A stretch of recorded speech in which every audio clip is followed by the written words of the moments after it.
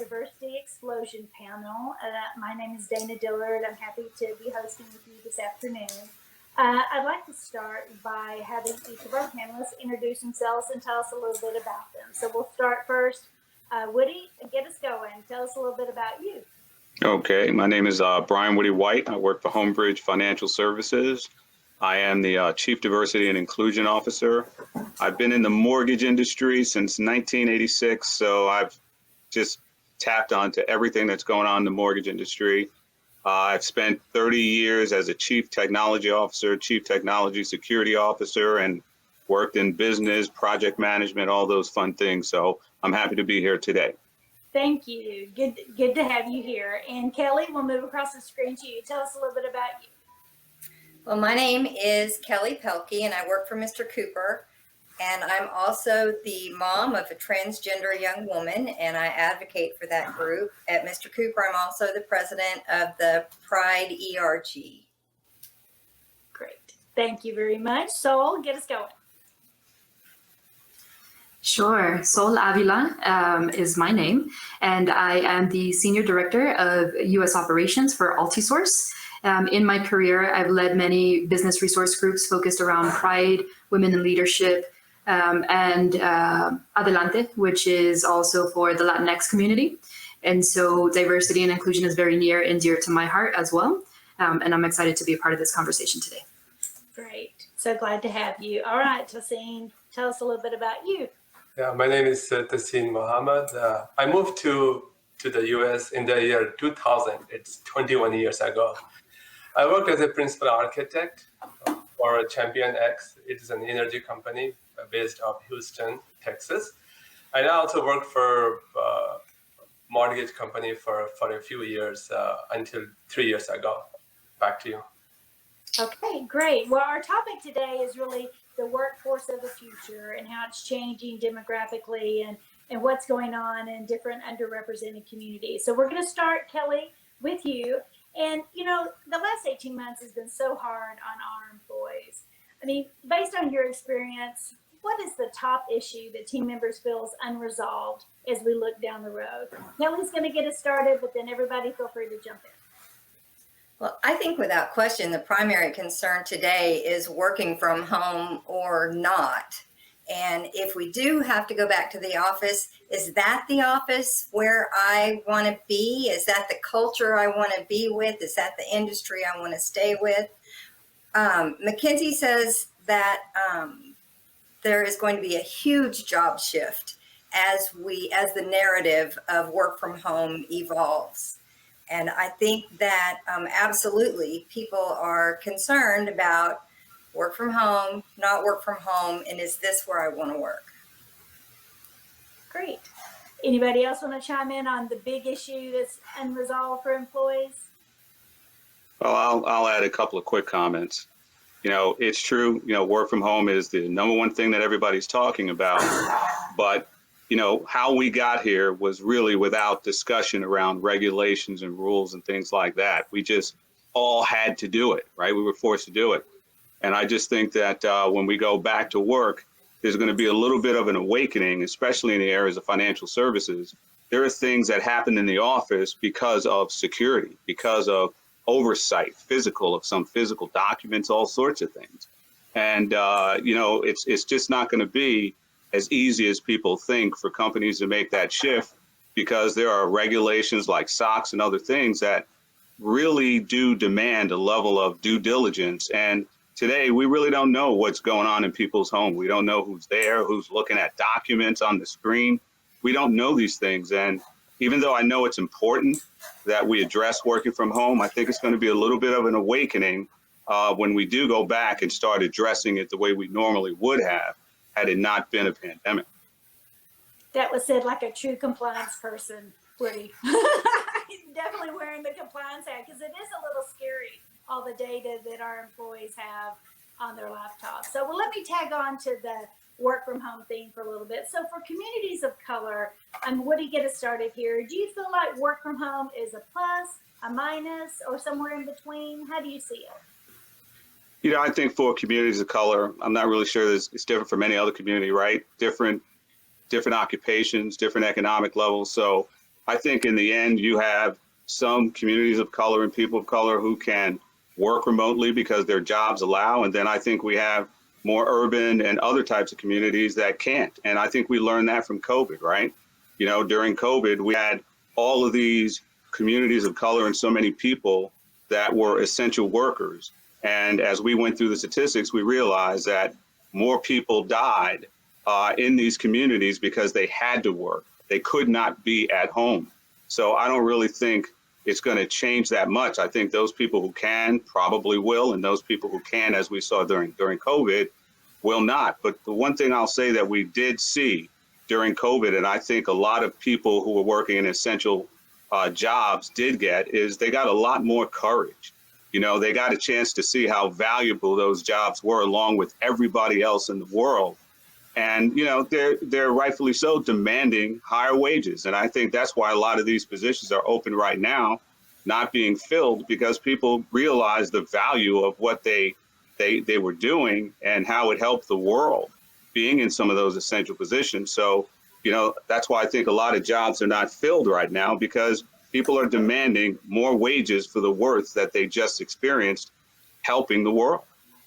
Yeah, I think we're all thankful we're not in the hospitality or restaurant business now, aren't we? Because that's a tough time for all of them, for the employees, for the small business owners, for sure. Yeah. So let's do one more reflective comment. Kelly, talk a little bit about changes. You know, you and I are kind of that same generation. We've been in the workforce for a minute. And tell us a little bit about the biggest change you think for underrepresented communities that you have seen over the time that you've been working. And then everybody else, please jump in. Well, it's a change, but it's not a change. So I'm going to tell a quick story from the 1980s. I was out of college. My education was in broadcast news. I had a couple of years of experience behind me, and I came to Dallas to get a job. And it didn't happen. And it was because, quote, we already have a woman on the air. Now, at the time in the 1980s, I wasn't even shocked by that. I was like, oh, well, I should have gotten there first. But how has that changed? Well, let's think about a bigger space. There are 15 Fortune 500 companies that are run by women. 3 have a Black woman as CEO, and there is less than 1% of Fortune 500 companies who have a Black CEO. And this indicates to me that companies are still missing the value and potential that diversity brings to the organization. I think there's been big changes, but there's still a really long way to go. Anybody else want to jump in? Yeah, I would like to chip in. I also have both very good experience and not so good experience. I remember about 15 years ago, after working in a team for more than 5 years, one day one of my team leads during a tea break asked me a question, where are you from? I told that I'm from India. He didn't believe me. And I had to call my manager because it was a friendly chat. And I asked the same question to my manager. Then my manager said, you are from India. So after a while, the team leads come to my office and he said, I apologize to you because of your last name, I always used to think you are from one of those bad countries in the Middle East. I felt shock. I worked in that group for more than 5 years, and we had that kind of misunderstanding, or call it hatred or kind of racism in the team. That was 15 years ago. But today I feel there is a big change. There is a lot of acceptance. There is a big collaboration, and things, I don't see that kind of events happening much nowadays. Thank you, Tassim. That very, very, very powerful story. Thank you for sharing that. I appreciate it. So, Sol, you want in on their big changes? Well, I can speak for the LGBTQ community, and I think this might kind of change the topic a little bit. But we're talking a little bit about the past, and I want to focus on the future. I don't know that any of us will know what the future looks like, right? But I do think what's meaningful for the LGBTQ community is how we think about translating visual representation. And so one of the most important things for the LGBTQ associate is visibility. Kind of like Tahsin was saying, you can see or hear most diversity. You can kind of see the color of someone's skin, or you can hear their speech pattern and infer their native language. But LGBTQ is not always something that you can see unless you're kind of like me and wear the uniform. But what's absolutely critical for an associate in the LGBTQ community is that visible evidence that they're in a safe space and an inclusive work environment. Got you. I know that was one thing we wanted to talk about, and I'd appreciate others jumping in. When you think about being a destination employer, you think about a place where the LGBTQ community wants to be and feels at home. What does that look like? I mean, how do you make it that way? So what do you get us started? I'm sure there's a Sure. Absolutely. So talking about visible evidence, it can be something as simple as a pride flag at your desk or an ally sticker on your door, right? Those are visual representations that give a signal that you're in a safe space and somewhere that's welcoming and inclusive. If I can share a quick story with you, the very first time I was invited to a Pride BRG, I received an email to my work address. And I was like excited, and I looked to my neighbors and I'm like, hey, did you get this email? No one got the email. Only I got the email. And so I thought, well, how did they find me? Is it because I wear the uniform and I present in a different way? But I went to the meeting anyway, and it was like 5 people. And so I thought, okay, this is like an undercover club. But I encouraged the BRG leaders to send the invite to the whole site next time. And the response was overwhelming. We grew by 20 associates the following month. And then we found out that there were other Pride BRG chapters across the country. And then over the next quarter, we grew to, I think it was like 80. And then by the end of the year, we had created a national chapter where we had hundreds of associates, and we were participating in Pride events all over the country and posting those on social media like LinkedIn and our website and Instagram. And so those are the visual representations that I'm talking about that signal to the outside world that you are at a company or an organization that is inclusive and safe and welcoming. Very good. Very interesting story. I think that ERGs do have to navigate some interesting waters there, and you're exactly right. Always err on the side of cast the net wide. Cast the net wide. It's all about the inclusion piece. So anybody else want to jump in on that, being that destination employer, what companies should be thinking about? No? Okay. Well, let's go into the next issue. Tahsin, you're going to help us with this one. When we think about issues that communities of color are still grappling with, what would surprise leaders to know that communities of color are grappling with, or even LGBTQ communities? What are they still grappling with that would be a surprise to leaders? If I need to answer this question, maybe one phrase I remember is sense of belonging. When you feel a sense of belonging, you feel one family.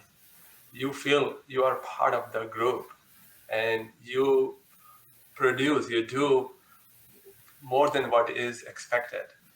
This reminds me of a story about 15 years ago. I used to be one of the most dedicated and still dedicated member of teams.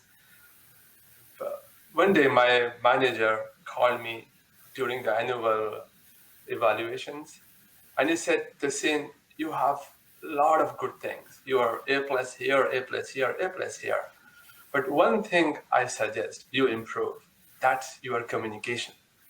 If you could improve your communication, you would become one of the best employees in my team. And not only he suggested, he gave the answers. He said, I will send you for a master's in business administration, if you would like to. And my suggestion to you is to go to Toastmasters and improve your communication. So he created that sense of belonging. I felt so proud. Not only I joined both masters as well as Toastmasters, within 5 years, I became like a motor mouth. I started speaking. I became one of most loyal employees in his team. So I think if leaders could bring that sense of belonging to everyone, whether he's from this color or the other color or any beliefs, that our company team will all prosper. Back to you. I was reading something actually earlier today, and it was talking about that marriage of belonging and uniqueness. That feeling like you want to be part of things, but you want to be honored for how you're different and what you bring to the table that's unique to you, and how that's really the secret sauce for leaders. And I thought that was a good way to look at it: belonging and uniqueness hand in hand. Anybody else want to jump in on a top issue that people would be surprised people are still Yeah. facing? I mean, I would agree with that. I would say I've been in the financial services industry my whole life. And, you know, as much as I'd love to say things have changed a lot, they really haven't. And I'd have to go with the more basic things, which is things like access. I still go to many financial services locations, and, you know, it's very few Blacks, Hispanics, and it's still the same. So, you know, just plain access to opportunity. It's been a problem. It's been a problem for years. It still is. I was reading some DEI statements from companies the other day, and some folks in the fintech space, that's really their DEI thread, is how can we improve access to underrepresented communities. And I thought that's a beautiful way to bring the business goals together with the people goals, both of them. So, Yeah. well, let's switch it. We're going to switch hats a little bit and talk about microaggressions, primarily because Woody got all fired up when we were talking about this in practice. So within the world of DEI, it's a hot topic. People like to talk about it. And a lot of people don't understand microaggressions. So Woody, get us started. Explain what a microaggression is. And then can you share one that you've seen in the workplace and how it impacted you? Yeah, so you know, this is a bit of a hot button for me, so I'll just try to go through it quickly. You know, I really don't like the term, and as far as I'm concerned, it should be stricken from the books. You know, that's just my personal opinion on that. And you know, for me, the term microaggression, it kind of tries to mask the fact that it's a burst of racism and bias. You know, it comes in a sneaky way, but that's what it is. It's a quick or short or slight burst of racism or bias. And, you know, I'll just give you an example. You know, when I go to a luxury car dealership and nobody walks up to me, but if a white guy walks in, they run up to him, you know, because he's seen as somebody that can afford the car.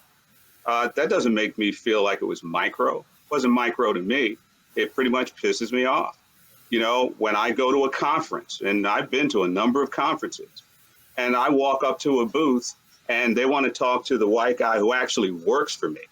Instead of addressing me at all or paying me any attention, they just want to talk to him. That's not micro to me, even though that's what people would call microaggression. Microaggression, or you know, using that term, it still makes you angry, and it doesn't feel any less hurtful at all. And you know, the other thing I'll tell you is, when my son was in elementary school, quick story, he ran home, he was mad, he was angry. I didn't say he was upset, he was mad and angry. And he felt that way because he had this one class, he said, every time I raise my hand, the teacher never picks me. Even if I'm the only one with my hand in the air, she never picks me.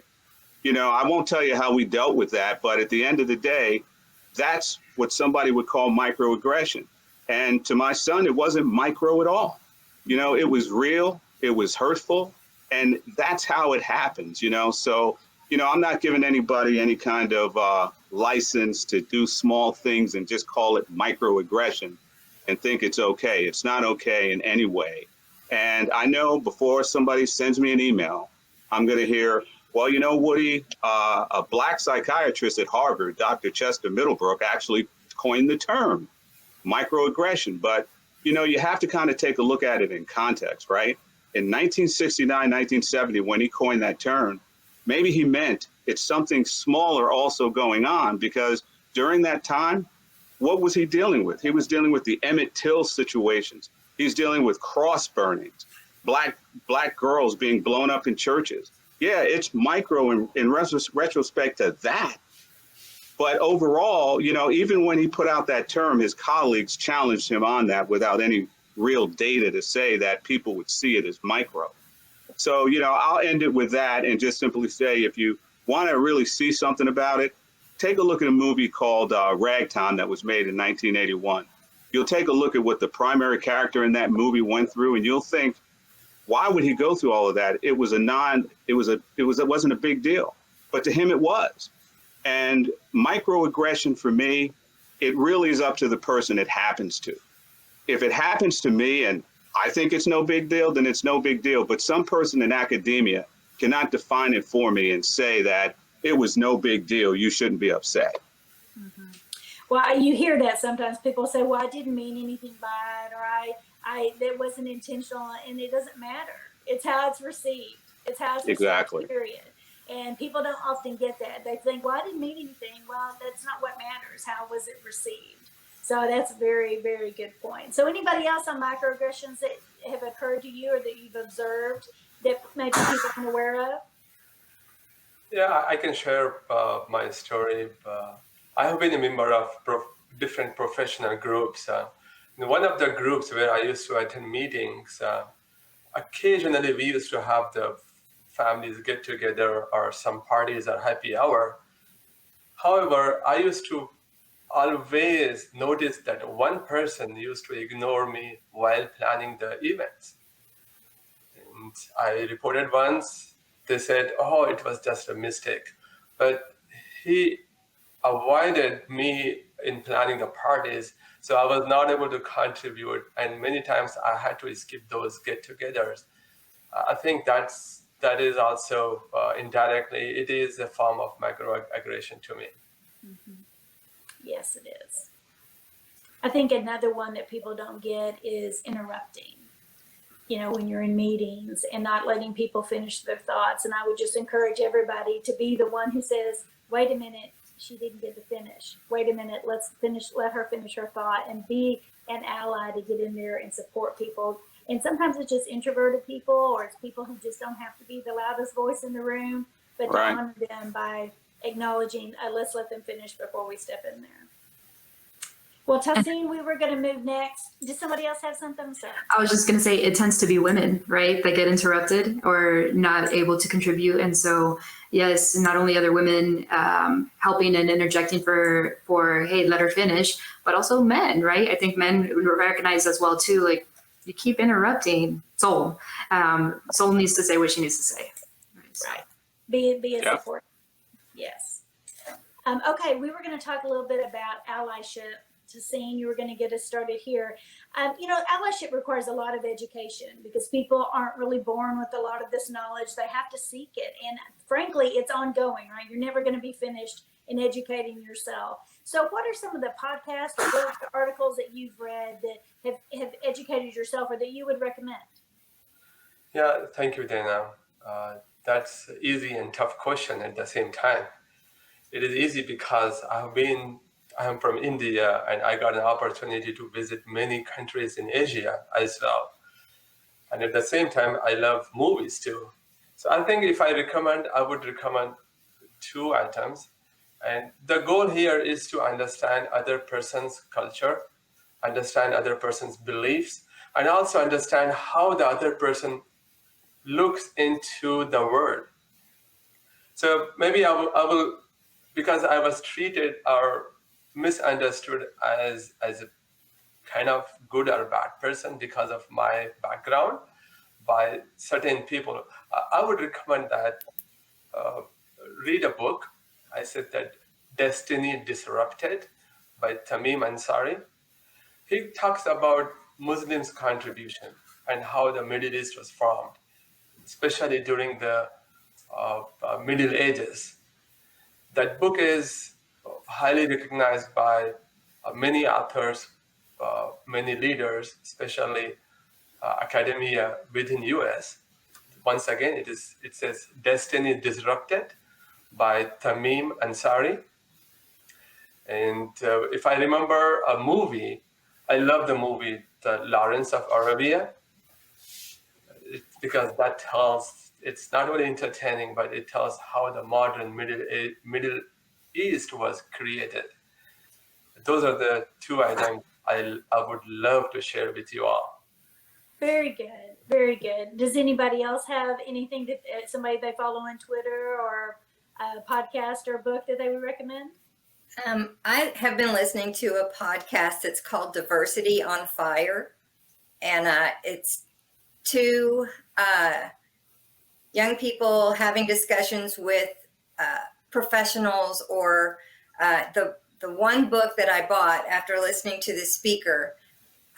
It was a book with really wonderful LGBTQ community insights, and it's called Inclusive AF, and it's by Dr. Jen O'Ryan, and it's amazing.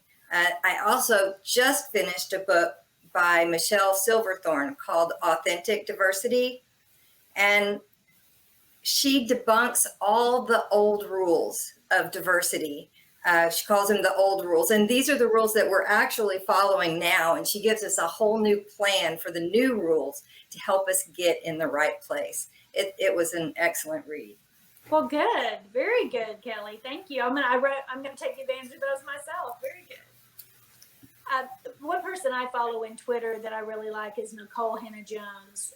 She's a writer for the New York Times, the person who wrote the 1619 Project, the Pulitzer Prize winning project. I just always love her take on things, and she's been through a tough summer with some issues in her career, but I recommend following her because she has a lot of interesting takes on things, and she also has a lot of interesting people that follow her, and you can get their views on things. So I do think if the one way you can educate yourself is by making sure that who you follow in social media is well balanced, and that you get different views from different perspectives, because that helps you grow.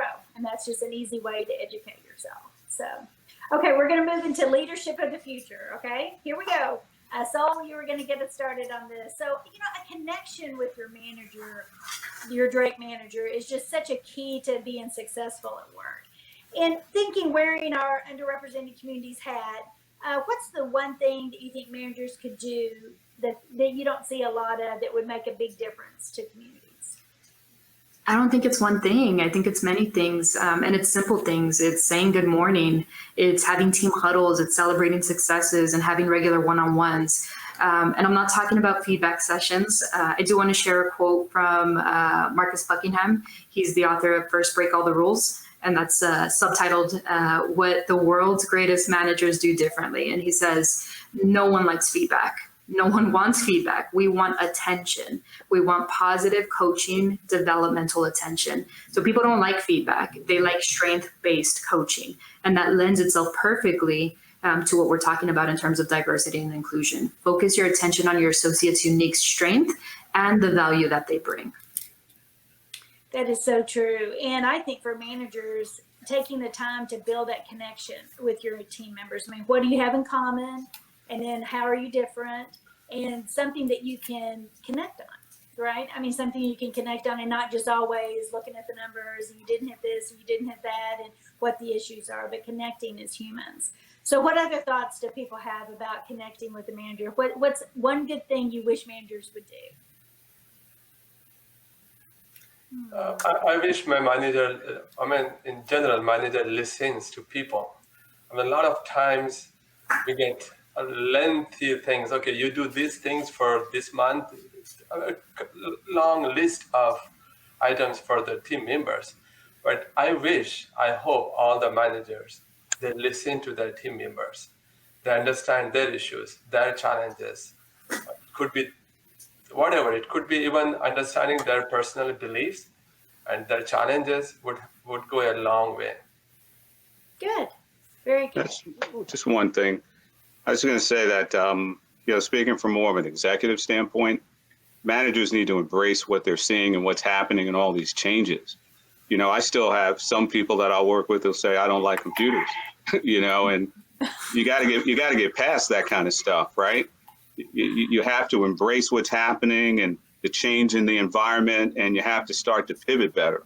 You just can't remain, this is how I am. And, some managers still struggle with that. Yeah, no, that's true. You're right. Get on the computer bandwagon. That's right. So, okay, we're going to talk a little bit next about in the category of leaders that y'all have worked for that made a difference for you. Somebody in your past that really made a difference for you? I'll start. I always brag on Joe Penzabene that I worked for at GMAC because he was such a believer in me.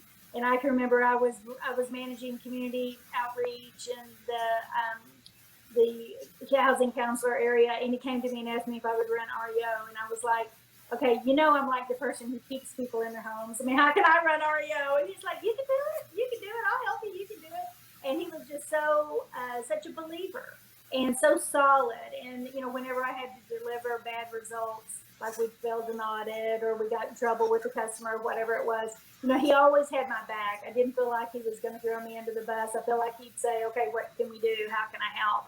And that made a big difference for me. So I don't know, what do you want to get us started on a leader that made a difference?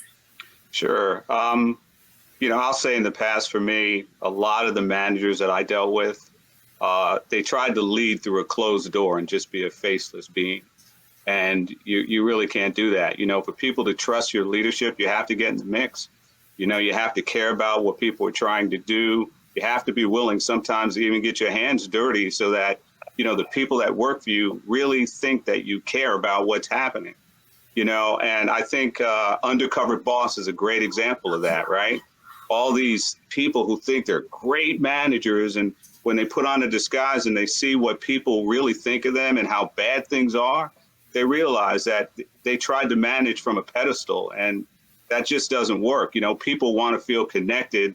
They want to feel like if you're in a big building and there's executive corner, you don't want executives that don't walk through the hall, right? They go through a secret place to get to where they got to go because they don't want to walk through the rest of the company. That has to be gone. And at least for me, in the past, the best leader I've ever worked for was really about connecting with people. Walk through the hallway, ate in the same lunch area that we all ate in, and it meant a lot. And I just think if you try to manage from a pedestal and be disconnected from reality and truth, you will not be a good leader. No, that's so true. And I do think it's more challenging with all of us being remote, but it can still be done. It can still be done. It can still be done. More creative. And in many ways, you can be more intimate when it's just a handful of people in a room virtually. So, Saul, who was somebody who made a difference for you? All right, since we're naming names, I'm gonna name names. Candy White. And this leader, incredible, right? She's the type of leader who would walk into a room just to make sure that I'm not the only woman standing in it. She seeks and develops talent regardless of location, ethnicity, religion. Some of the most diverse teams I've ever worked for were under her leadership. This is a person I personally would run through a brick wall for just because of the way she's invested in me over the years. Nice. Very nice. Thank you. Okay, Kelly, what you got? Oh, Dana. When I started my advocacy in 2015, that's kind of when my journey started. But in 2017, when Mr. Cooper introduced their diversity program and the resource groups, that changed my life. It focused me in a different direction. And Dana, I have to say thank you for being that person. But I think you embody authenticity and sincerity and transparency. And I wouldn't be sitting here today if it weren't for you. Oh my, Kelly, I'm gonna have to send you a 10 spot to say that now. Thank you. I think it changed a lot of lives, and really the company really didn't know where we were headed with all of that. But I'll quote the good Charmaine Brown on that. She's the one who coached us, and she told us, Dana, there's people in that organization who are passionate about this stuff. You got to go find them and unleash the talent. And people like you who have the talent, that's what it was all about. So thank you. You're very sweet to say that. I appreciate it. All right, Tassine, tell us about someone who's made a difference for you. I work with a lot of good examples, good managers. So one good example I remember is back in 2008, when my company decided to outsource the entire department of 240 employees. At that time, my legal status was on a work visa. That means if my job is over, it was very hard. It was difficult for me to move to another job unless it is exactly the same title or same nature of job. I was in Portland, Oregon. it was very difficult to get the same title, same job. So I was in full stress because my job was also outsourced. I was part of 240 people. That group was completely gone. But we were given 6 months advance notice. That's the time I started reaching out to all the leaders. Technically, they are managers, but I reached out to them. There were at least two managers. It comes to my mind. One is Scott Lambert, and another was Jim Heck. Scott Lambert, when I reached out to him, he said, you worked for me for 5 years. I know you. You have 6 months more. Calm down. I will work out for you. And within 6 months, he created an opportunity because he was expanding his group. His group was not impacted. He created an opportunity. And then he gave me that opportunity because I was the most fit person for that position. And I felt so lucky. Otherwise, my whole family could have been in big trouble. Not having any job in the US, I might have been told to leave the country. But Scott Lambert came to my rescue, and he saved me. And I cannot remember that time and how thankful I am to him. It's interesting to think back over your career and all the different people that we've interacted with, and hopefully we've made a difference and made the situation better than we planned it, for sure. Yeah. Well, we're going to wrap up with a question that's looking forward. This is if we're sitting here 5 years from now, what's the one big thing that you hope is different in your community than what it is today? Let's start with, I don't know, Saul, how about you? You get us started, but we want to definitely hear from everybody. Sounds good. In 5 years, I would love to see more women, people of color, and LGBTQ executive leaders. Visibility is important and representation is important. My community needs to see that it's not impossible to break the glass ceiling or to have a seat at the table, that the table is big enough, welcoming enough, and inclusive enough for anyone to join. Very nice. Very Woody. What about you? One of the key pillars that I have at Homebridge is the increasing minority home ownership, which in turn increases minority wealth. And for me, if 5 years could go by, I'd love to kill one problem that has plagued minority communities for years, and that is funding the public school system off of taxes. The bottom line is that single problem is the reason why people are stuck. I mean, the bottom line is you can't be in an underfunded school system and, have so many problems, dilapidated schools, and wonder why people don't do well on state tests, don't do well on the PSAT. You can't, it's a loop. All of these things affect your ability to go to college, your ability to get a good education, your ability to get good jobs. And we're stuck in this loop. It's like we're the only country that hasn't figured out that we need to fund all schools, especially the public school system where we have all these locations. We need to fund these as if they are rich area prep schools and basically make sure that all the technology and teachers are being paid well so that we can compete globally. We seem to not be able to figure that out. And I think minority students are stuck in this loop and things are not getting better at all. Lisa Rice with the National Fair Housing Alliance often says your zip code just should not be so defining. It shouldn't define your health. It shouldn't define your access to food. It shouldn't define your access to financial institutions. It should not define education. Well, we need to fund education for real and stop playing games. Yes, thank you. Thank you. Yep. Right on the thing. All right, Kelly, what you got? All right, so from this perspective, I'm going to speak from an advocate for the transgender community and the LGBTQIA. What I would like to see is better access. I would like to see gender neutral bathrooms in every building, not one single stall 3 buildings away. I would love to see corporations revise their policies, their documents, their job applications to include gender neutral pronouns, gender neutral language, not asking about husband or wife, but spouse or partner. all of these things are so important. If we could remove our bias and maybe not microaggressions, but those things that we do and say that hurt other people from our vocabulary. And also, I'm going to throw this in. I think that if you want to attract your LGBTQ plus community, you have to go out and look for them. And there are gender diverse career fairs. And I think that you should look into it and actively pursue your LGBTQIA employees. Very good. Very good. Thank you. Very thoughtful. I appreciate it. All right, Tassine, what you got? Yeah, one thing I would like to suggest to my community where we need to work more, and we have been already working on it, is the sense of belonging. We should never feel that we are outsiders. We are not. So there are two aspects. I think a lot of people who immigrated to this country, they still bring that baggage of that they are from India, or they are from Asia, they are from China. That baggage sometimes becomes a problem for our own growth.